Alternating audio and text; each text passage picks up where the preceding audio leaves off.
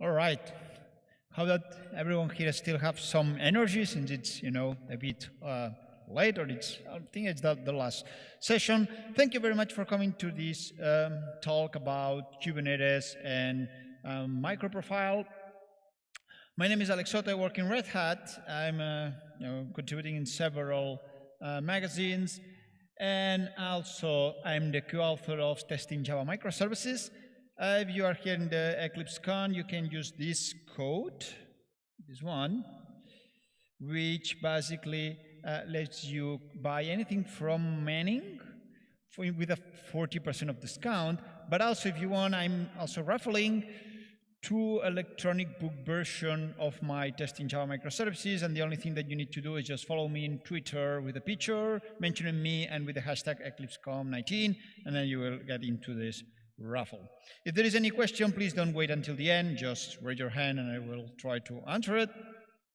So let's get back. I know that the talk is about Kubernetes, but let's go back a bit. Remember, Java was, or Java 1.0 was created in 1996, and Kubernetes is from 2014, so it's, a big lap of years. But also, if you are more curious about things that we are using nowadays, is J2E was created in 1999. So it's, it's pretty old technology. So let's go back and see what was happening in 1999. Let's take the time machine. And in 1999, this film was released. And I remember watching Trinity in the first scene. It was really awesome, right? Seeing this bullet time for the first time. If you have kids, well, it was released Tarzan and Toy Story 2, 1999. And the top chart for the year was, well, the number 1 was Cher, I believe.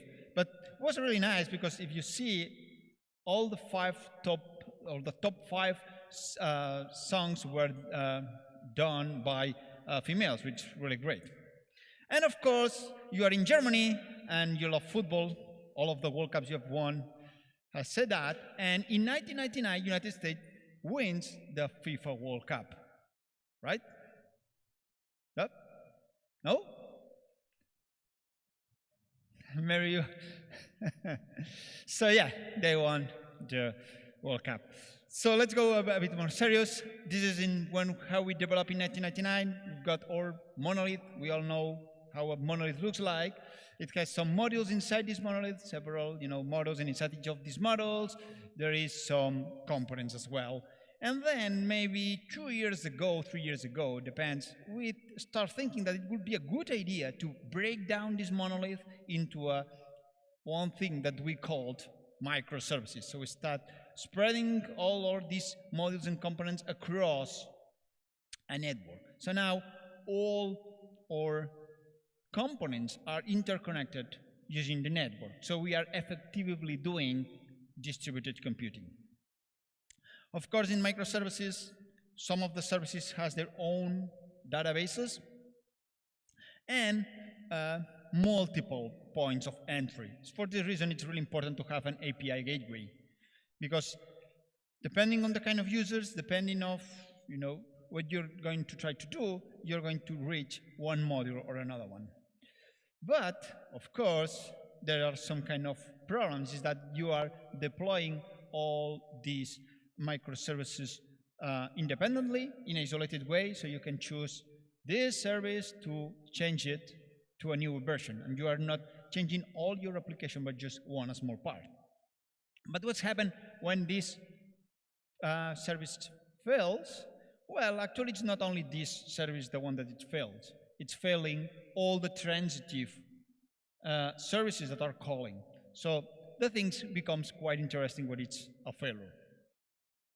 To change that, microservices added one thing that I called cross-cutting concerns for microservices, which is basically adding all these cross-cutting features that you need to implement around your service. You've got your service implementing Quarkus, Spring Boot, Vertex, Go, or Node.js, or whatever, and then you've got to define an API, a way to discover how to invoke all the services, the elasticity, to scale up and down depending on the traffic, resilience. This is the example that I showed you before. What's happening when one of these services is failing? Pipeline, authentication, authorization, logging, monitoring, and tracing. So when you are into microservice architecture, you need to deal with all this stuff.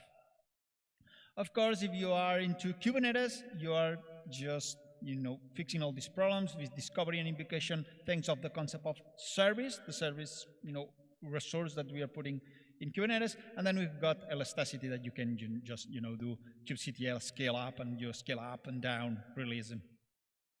Of course, if you are using OpenShift, OpenShift is that Kubernetes for the enterprises. You are using our OpenShift for the pipeline, for the logging, and for the monitoring. We are also covering these parts. And also, if you want, you can use Tekton for defining the pipeline. But of course, there are still some remaining parts, like resiliency, authentication, API, and tracing. And this is exactly what MicroProfile Spec is covering nowadays. I mean, they are covering more than this, but in terms of Kubernetes or microservices, we are covering these parts: the resilience part, the authentication, the tracing, and how to define the API. So let's see how this changes, and this happens thanks of MicroProfile Spec. MicroProfile Spec is baseline platform.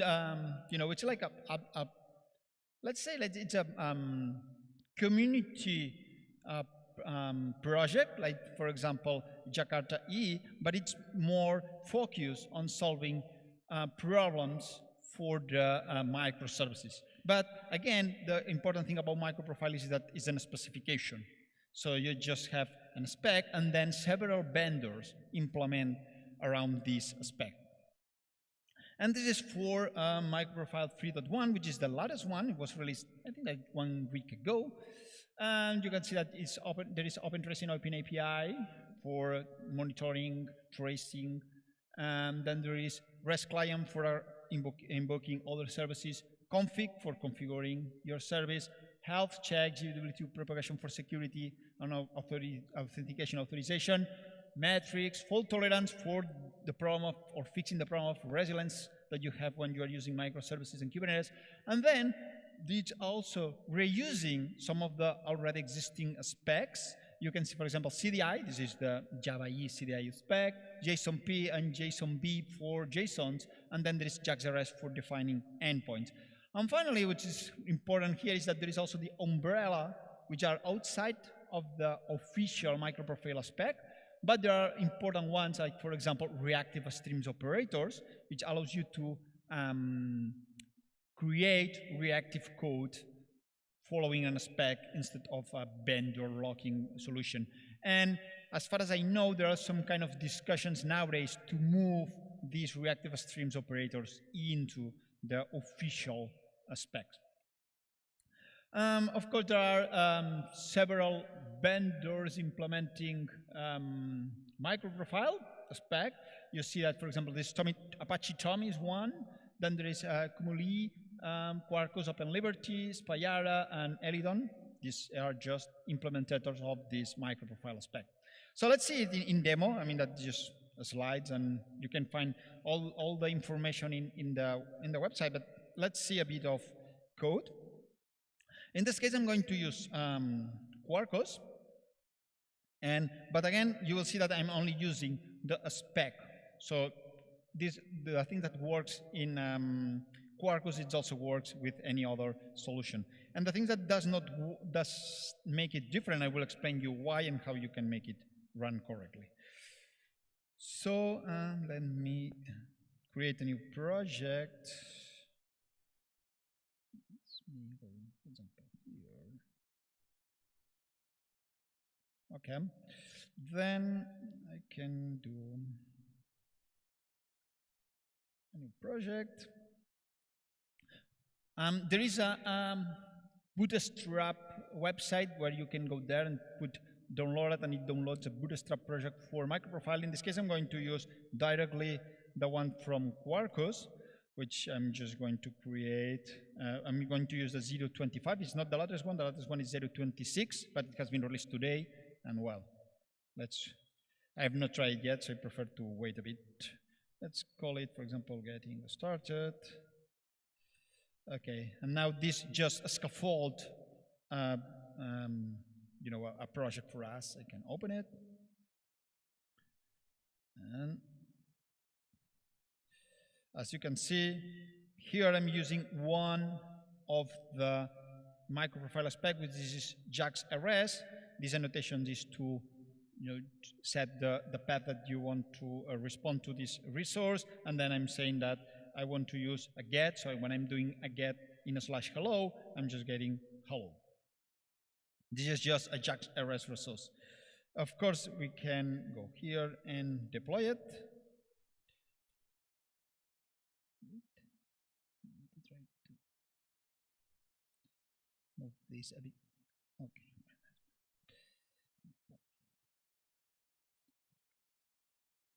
And then you can open another one.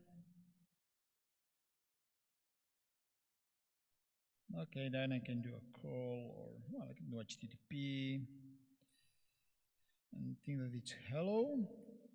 And of course, I'm getting the hello message. Then what's happening if I want to configure my application? Then I can use the microprofile config spec, which allows me to define and inject configuration values inside my Java code. And in case of Quarkus, we are using a file which is called application.properties. If you want to use a pure microprofile config spec, you need to create a file called microprofile config.properties.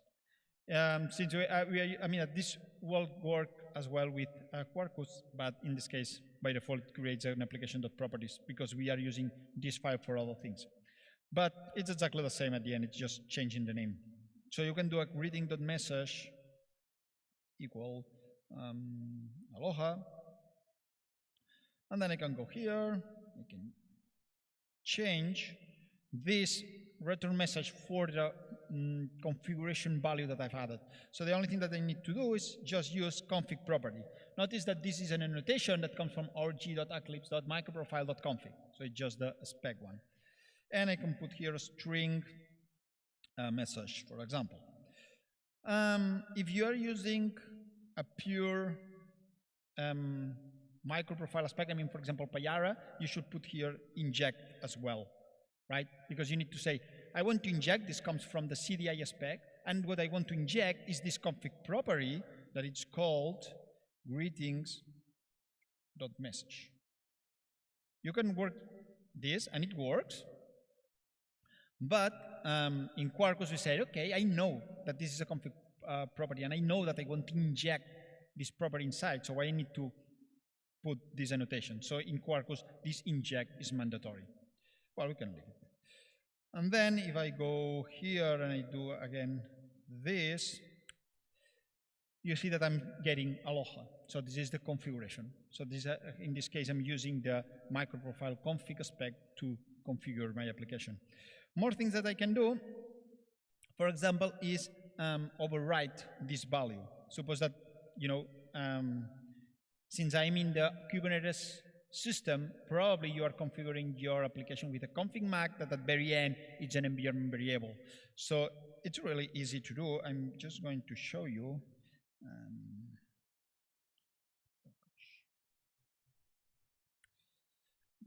Let me try to make this window a bit smaller. Okay. Okay, I've created my jar. Of course, if I do -jar target getting started snapshot.jar, runner.jar, I'm getting the same, and I can do here a curl, and I'm getting aloha.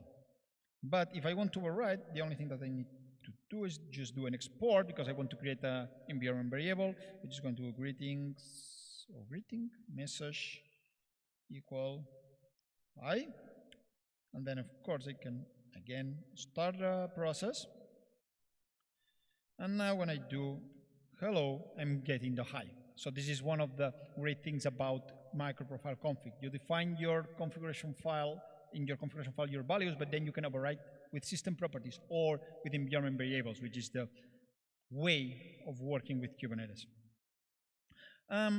Another thing that you can use is the, usually if you are into microservices and Kubernetes, is the reactive streams. Probably you want to use Reactive Approach because it helps you on saving resources. Because with reactive, what you're doing is just, when a thread is not doing anything because you're doing an I/O you're doing an I/O operation, then you can use this thread for doing other kind of operations. So you're reusing a thread instead of creating a new one. To do that, I need to add a dependency, which is the Reactive Streams dependency, which in case of Quarkus, it's called Reactive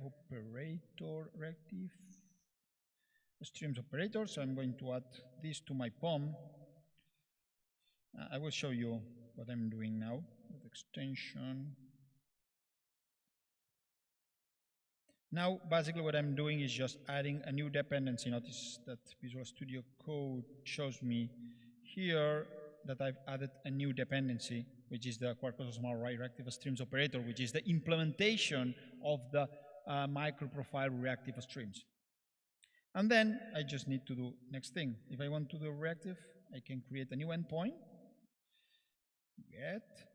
Of course, I need to change the path. Let's call it async. And then what I want to return, well, it produces, again, a text plain. And what this returns is not a list of things or an object, but a completion stage. Completion stage, which is here, it's a class that allows you to do things under the hood without using the main thread. So it means that when I get the request, all the logic behind is going to happen under another thread, freeing or the worker thread. So this worker thread can be reused by any other request, because usually when you are using all these, request response servers, you have a pool of threads, and when you send a request, you're taking one thread from this pool and executing all the operations on this thread. But these operations, if they are long operations like I/O, then what you want to do is free this thread to make able to get more requests from your clients. In this case, this returns, I think that it's in a string. Let's call it, for example, list. This is the name. And then I'm going to create some kind of reactive stream. To do that, I'm going to use Reactive Streams. Notice that Reactive Streams is a class for creating streams that comes from our Eclipse MicroProfile Reactive Streams. So again, I'm using the spec. And in this case, I'm going to create a new one. I'm going to put this. And I'm going to create a stream that says hello. Okay. Then what I want to do with each of these elements is put it in uppercase, and for this reason I need to use the map operation with a string uppercase. Then what else I can do is do a map. Okay, then I can run it.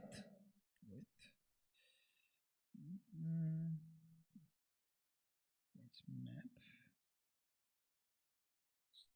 Oh, it's two uppercase. I think the method two uppercase. Yeah. Then I can run it.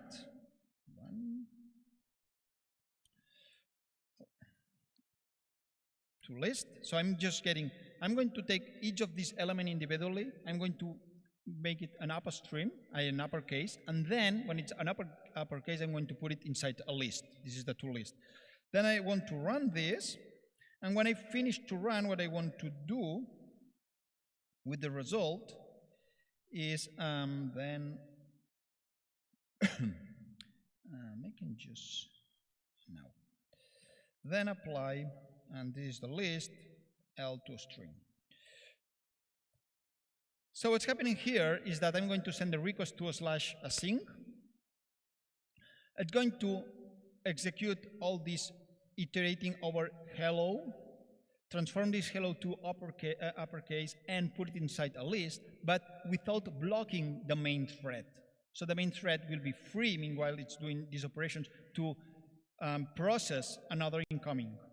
And finally, when everything is finished and you said, okay, I finished all the stuff, then a main thread needs to take the result, do a toString of the list, and send it back to the caller. This is what I'm doing here. So I can Sorry. So now I can just start again, and I can go here and it's hello async, and of course I'm getting hello. The good thing is, first of all, you are not blocking the main thread. For this reason, it's important, the reactive approach.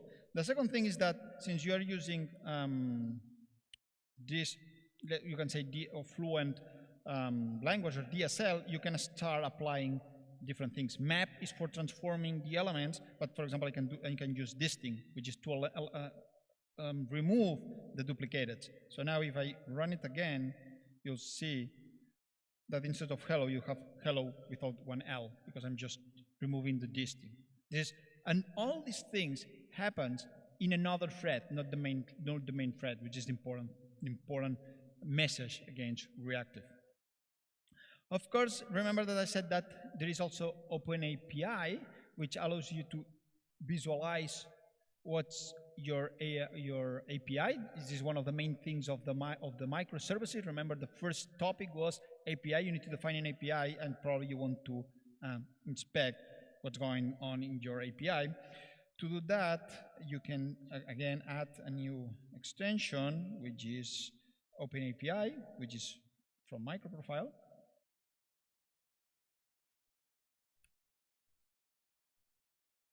I've added, and then I can deploy it again.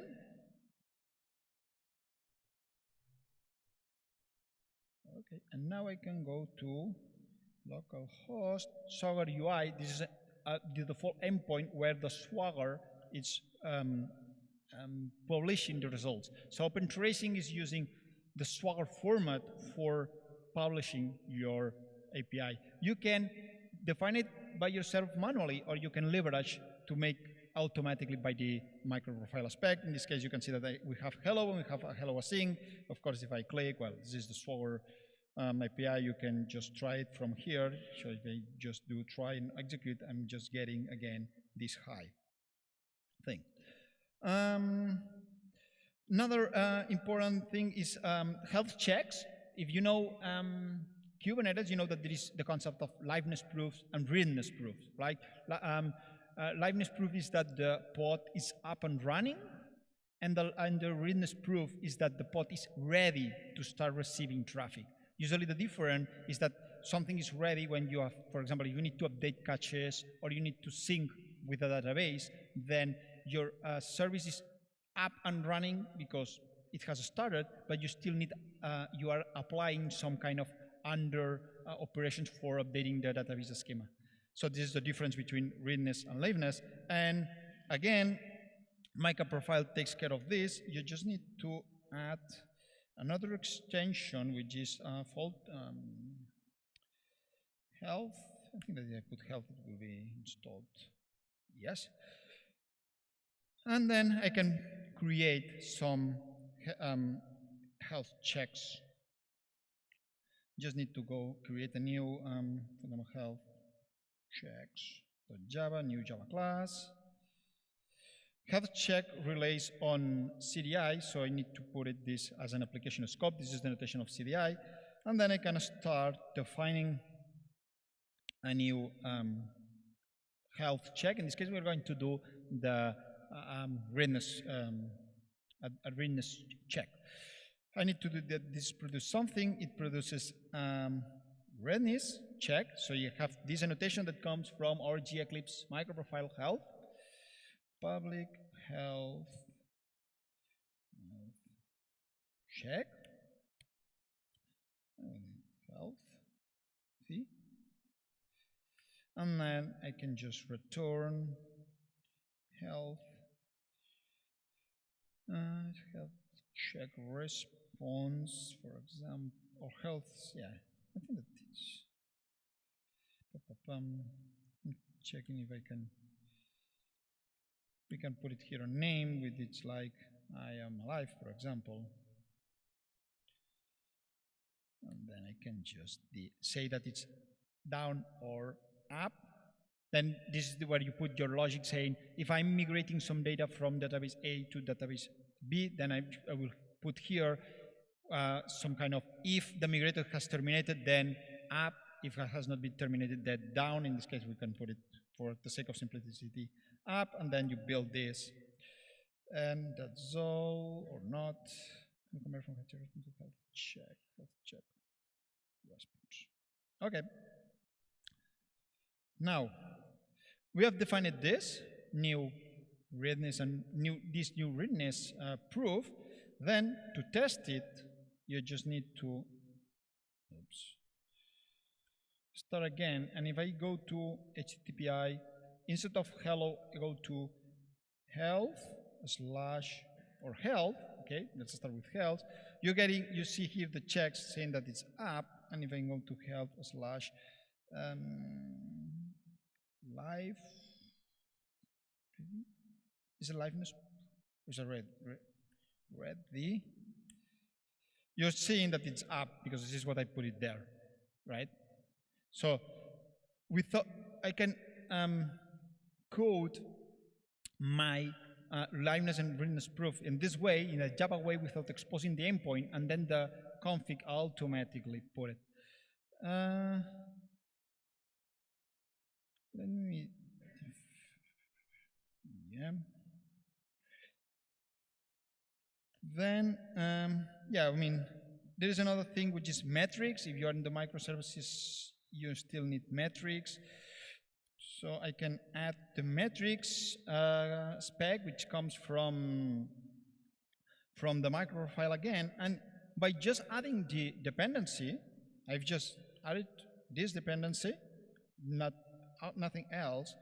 I can go and I can just go to metrics endpoint, and you see that I'm getting all the metrics of my application, the JVM memory, the heap memory, the objects, and so on, in the format of Prometheus. So if you're using Prometheus for monitoring your application, you just add this microprofile metrics spec, and by default you get it, this /metrics endpoint, which provides good information for your Prometheus.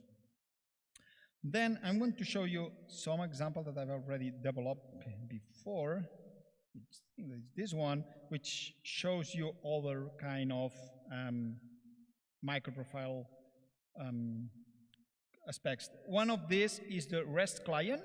So if you have your project or your service, probably this project needs to do other requests to other services, other running services. For doing the REST calls, you can just use the JAX REST client, or you can just use the REST client spec, which basically allows you to do things like that. You can simplify this. You can just create an interface, which is called beer gateway, because I'm reaching a beer database. And then I'm just registering this as a REST client. I'm saying this interface is a REST client. And then I'm defining where is this endpoint. So I'm saying that I want to do a request using the get HTTP method in a /b2/beers. It's going to produce a JSON. I want to add a client header, which is the user agent.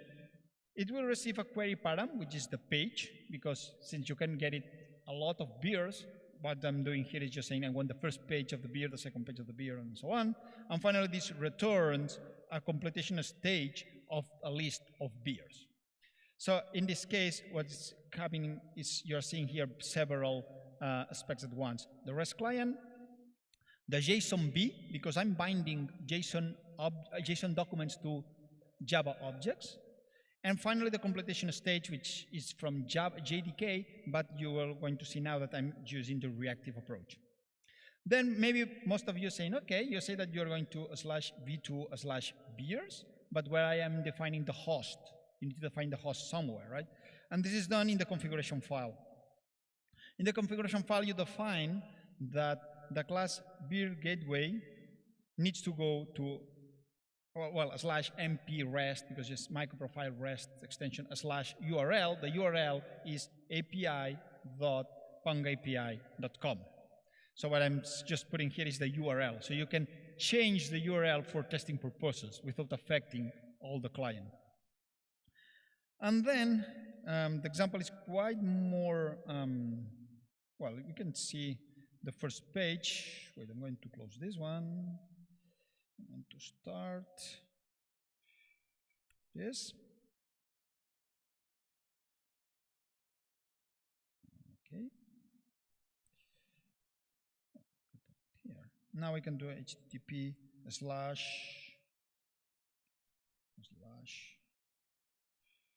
beers slash first page,